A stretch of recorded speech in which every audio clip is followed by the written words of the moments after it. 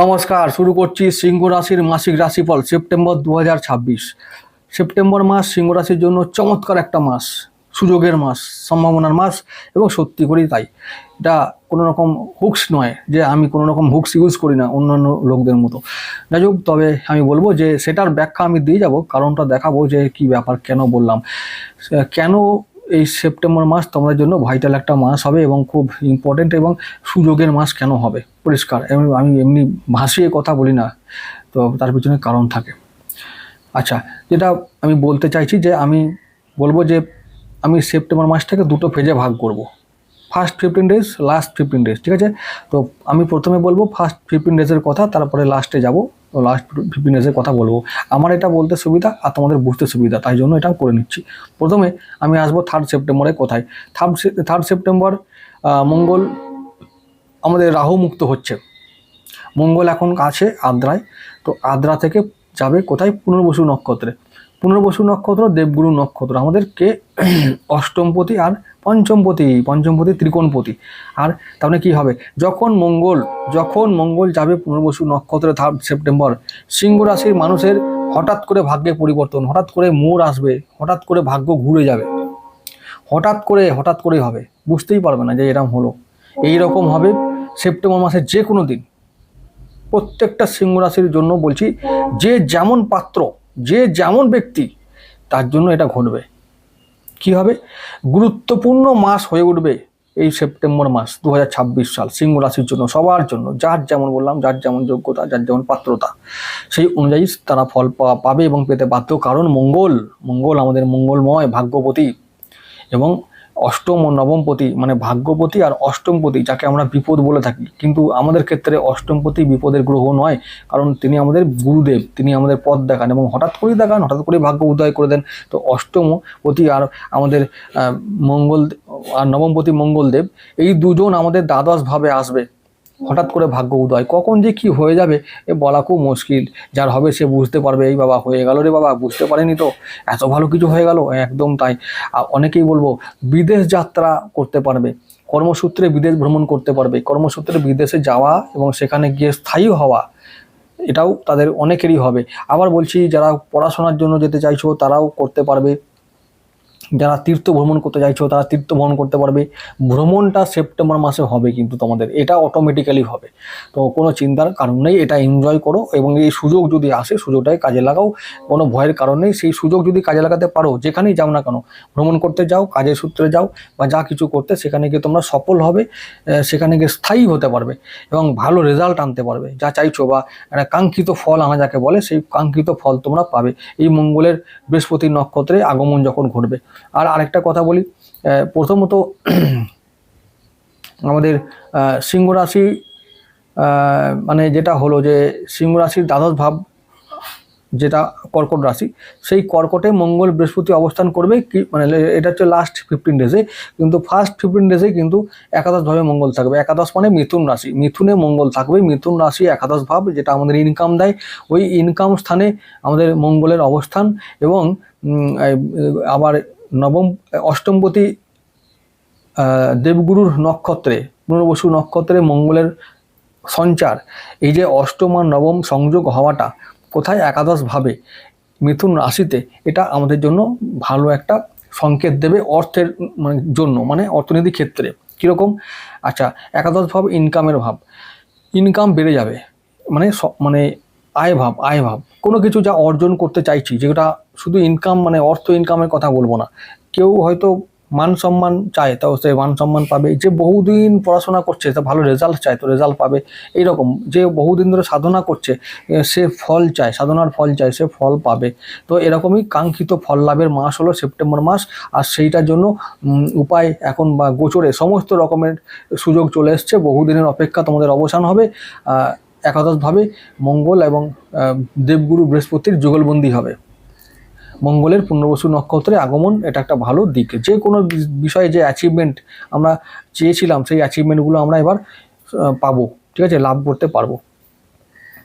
তারপরে যেটা হবে, তারপরে আমি যেটা বললাম যে কর্কট রাশিতে মঙ্গল বৃহস্পতি সহাবস্থান, সেটাও একটা গুরুত্বপূর্ণ ব্যাপার, সেটা আমি পরে আলোচনা করব, যেহেতু ওটা লাস্ট 15 ডেজে হবে, সেটা লাস্টে যখন বলবো তখন বলবো। এবার ফার্স্টের দিকে বলছি, তো ফার্স্টের দিকটা বলে রাখি।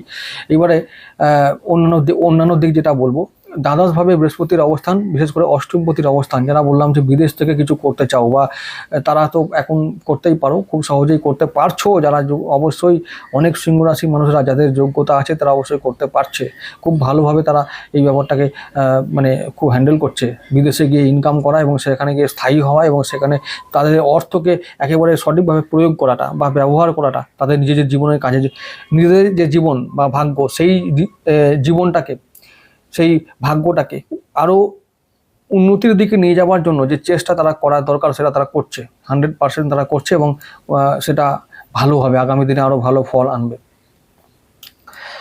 এবার যেটা বলবো যে রবির যে অবস্থান, মানে আমাদের যে লগ্নপতি রবি, সেই রবি কিন্তু স্বক্ষেত্রী হয়ে আছে। তো স্বক্ষেত্রী মানে একেবারে সিংহ রাশিতে আছে এবং সঙ্গে বুধও আছে, তাহলে বুদ্ধির দ্বারা ইনকাম আমরা করতে পারবো।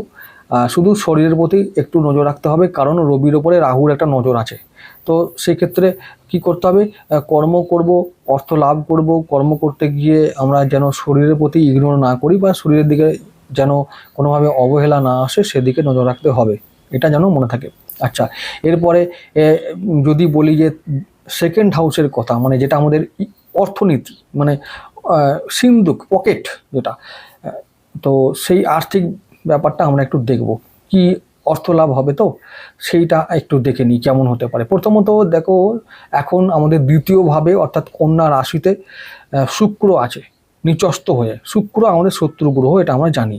শুক্র আমাদের দশমপতি, তাই তো? দশমপতি মানে কর্মপতি, কর্ম আমাদের নিয়ন্ত্রণ করে কে? শুক্র। এখন কর্ম যে নিয়ন্ত্রণ করে সে নিচু, মানে সে কাত হয়ে পড়ে আছে, তার মানে কর্ম জায়গাটা কেমন হবে? খুব একটা ভালো হতে চাইবে না, কিন্তু আশার কথা হলো যে ভালো না হয়েও ভালো হবে। কীরকম? সে এখন আছে আমাদের নবমপতি, মানে মঙ্গলের নক্ষত্রে, চিত্রা নক্ষত্রে আছে।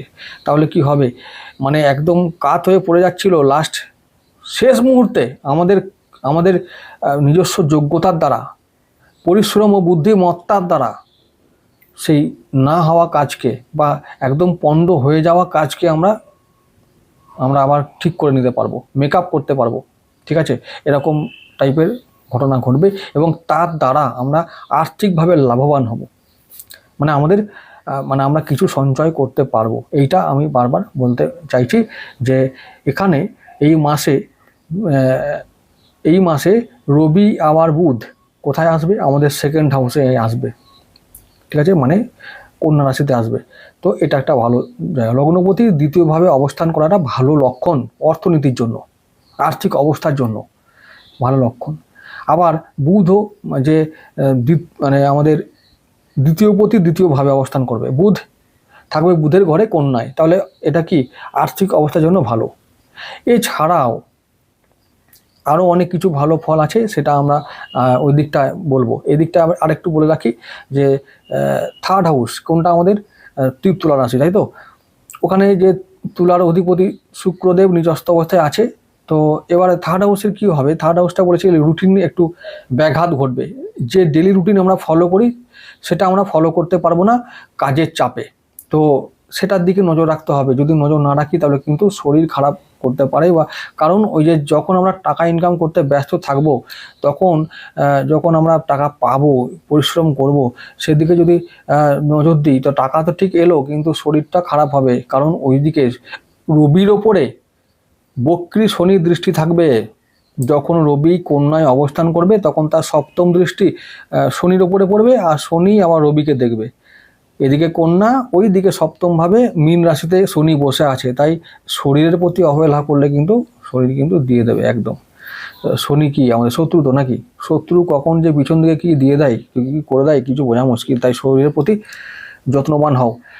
বাকি অর্থ তো আসবেই। এটা এই মাসটা সিংহ রাশির জন্য আর্থিক দিক থেকে এবং কর্মের দিক থেকে এবং ভাগ্য উদয়ের দিক থেকে, আমি প্রথমেই বলা শুরু করেছি, ভালো একটা মাস, ফলপ্রদ মাস, চমৎকার মাস, যেখান থেকে আমরা সত্যি অর্থে 90% কাঙ্ক্ষিত ফল লাভ করতে পারবো, সক্ষম হব, সবাই পারবে, সমস্ত সিংহ রাশির মানুষদের বলছি। যদি সিংহ রাশির সিংহ লগ্ন হয় তাহলে সে আরও বেশি করে পারবে। যাই হোক, এটা হচ্ছে আচ্ছা, আবার একটা বলে রাখি, ব্যবসা বাণিজ্য প্রথম 15 ডেজে কেমন হবে। ব্যবসা বাণিজ্য, দাম্পত্য জীবন, সমস্ত কিছুর মধ্যে একটা ভারসাম্য বজায় থাকবে, মানে ভালো নিয়ন্ত্রণ থাকবে, তারা ভালো ফল আনবে। তারপরে শরীর স্বাস্থ্য, আয়, ইনকাম, আমি বলেছি ইনকাম ভালো হবে। সেভিংসটা একটু কম হলেও কিন্তু একেবারে খারাপ হবে তা কিন্তু নয়। তো তারপরে যদি বলি ব্যবসা বাণিজ্য, দাম্পত্য জীবন, সেগুলোর মধ্যে ভারসাম্য থাকবে বলেছি। আর কি রইলো, কর্মটাও আমি বলেছি কর্মকাত হতে হতেও কিন্তু তোমরা লাস্টে এমন তোমাদের যোগ্যতার দ্বারা তোমরা কর্মজগৎটাকে ইয়ে করতে পারবে, মেকআপ করতে পারবে, কন্ট্রোল করতে পারবে, সেখান থেকে কিছু আদায়, মান সম্মানের সঙ্গে অর্থ, এই দুটোই আদায় করতে পারবে, একটা প্রশংসা আদায় করতে পারবে। আচ্ছা, এরপরে যেটা বলছি খরচটা কেমন হতে পারে। খরচটা একটু বেশি হবে, কারণ আমি বলছি যে মানে এই যে মাসটা একটু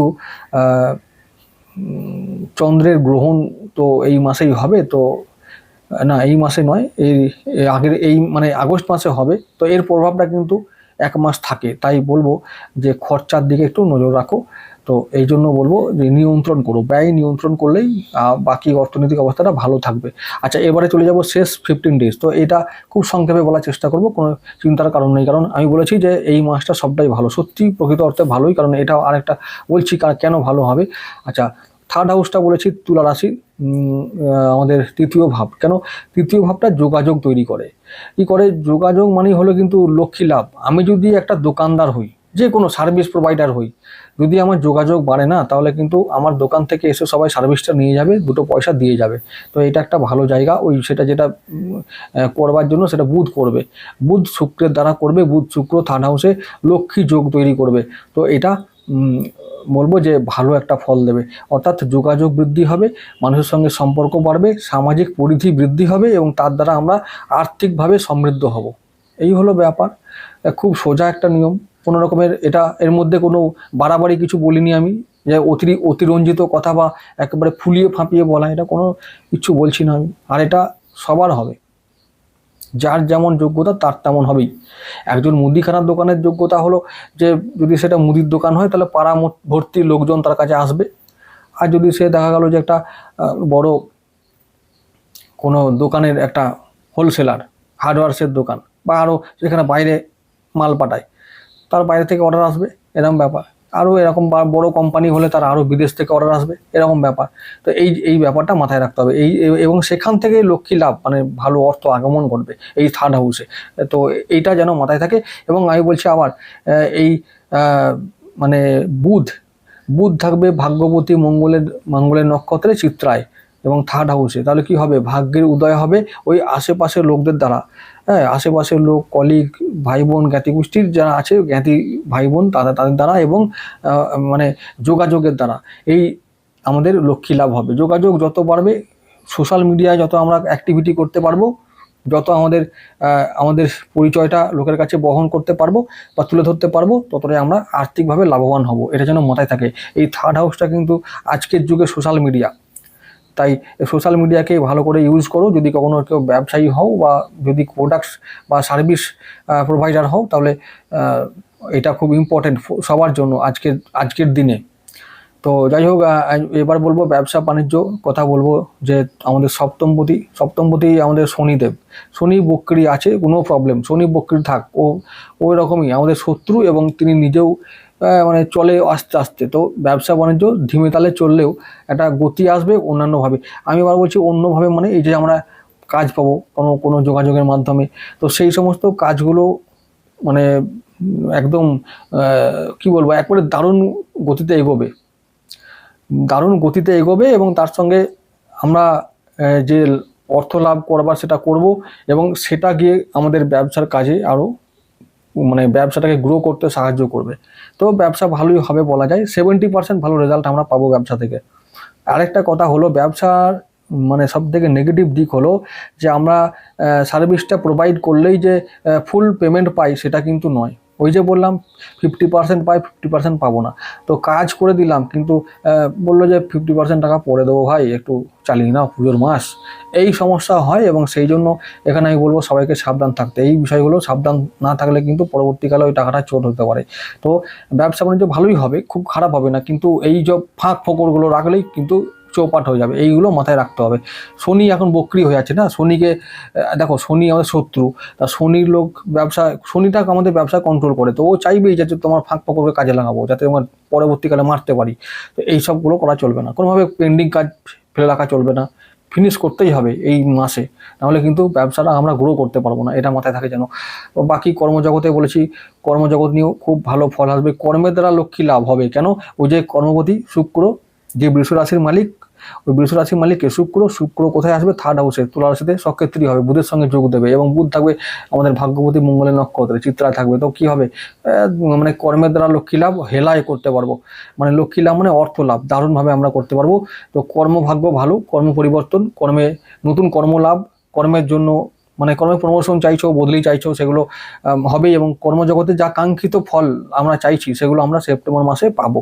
তো সব কিছুর মধ্যে একটা ব্যালেন্স থাকবে এবং ভালোভাবেই এগোবে। সিংহ রাশির জন্য সেপ্টেম্বর মাসটা একটা ব্যালেন্সড মাস, খুব ভালো একটা ফল আনার মাস এবং সুযোগের মাস, সম্ভাবনার মাস। তো যাই হোক, আমি বলছি যে লাস্টে যে এটা কথা, যেটা রেমেডি কথা যদি বলি, সিংহ রাশির জন্য সব থেকে ভালো যেটা রেমেডি হলো সেটা হলো আদিত্য হৃদয় স্তব পাঠ করা। তো এটা রেগুলার করতে হবে, যত বড়ই হোক না কেন, যদি নাও পারা যায় আরেক কিছু না হোক অন্তত 10 লাইন তো পড়তেই পারি, তো এইটা করতে হবে এটা।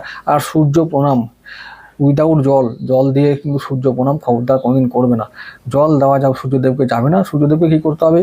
ঘি দিয়ে তাকে, সূর্যের শক্তি হচ্ছে অগ্নি, জল নয়। অগ্নিকে নিভিয়ে দিলে সূর্য দুর্বল হয়ে পড়ে, তাই জল দিয়ে অগ্নিকে নেভানোর বা অগ্নি তত্ত্বকে নেভানোর কোনো দরকার নাই, ঠিক আছে? সূর্যকে ঘি দিতে হয়, ঘি, জবা ফুল দিয়ে এবং আতপ চাল যেটাকে আমরা সব দিই, জল বাদ দিয়ে সমস্ত কিছু অর্ঘ্য দিয়ে পুজো করা যায়।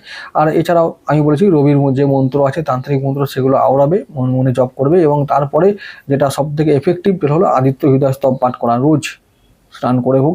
আরে স্নান করেই যে করতে হবে এমন কোনো মানে নেই, স্নান না করেও করা যায়। কলিযুগ, ভগবানের স্মরণ করাটা অনিবার্য। যখন যেভাবে পারো করবে, শুয়ে শুয়ে করবে, অফিসে বসে বসে করবে, বাসে আস্তে আস্তে, ট্রেনে আস্তে আস্তে, ঝুঁকতে ঝুঁকতে করবে, কত রিলিফ পাবে। করতে যারা প্র্যাকটিসটা করে তারা বুঝতে পারবে, তাদের জীবন আস্তে আস্তে কোন দিকে এগোয়, তারা যারা করে তারা বুঝতে পারে। এগুলো বলে বোঝানো যায় না, বলে বোঝালে কি বলবে, লোকটা বেশি বলছে নিজের প্রচার করার জন্য বলছে, ওইসব ভোলার জন্য, মানে ভুল বোঝানোর জন্য বলছে। এগুলো হয়, এইসব আজকের যুগটা সত্য কথা বললেও লোকে মিথ্যা ভাবে, তাই ওসব বলে লাভ নেই। যে করে সে বোঝে, সেই বুঝতে পারবে। তোমরা করলে তোমরা বুঝতে পারবে, আমাকে বলতে হবে কেন? যাই হোক, তোমরা ভালো থেকো, আর আবার দেখা হবে পরবর্তী ভিডিওতে। নমস্কার।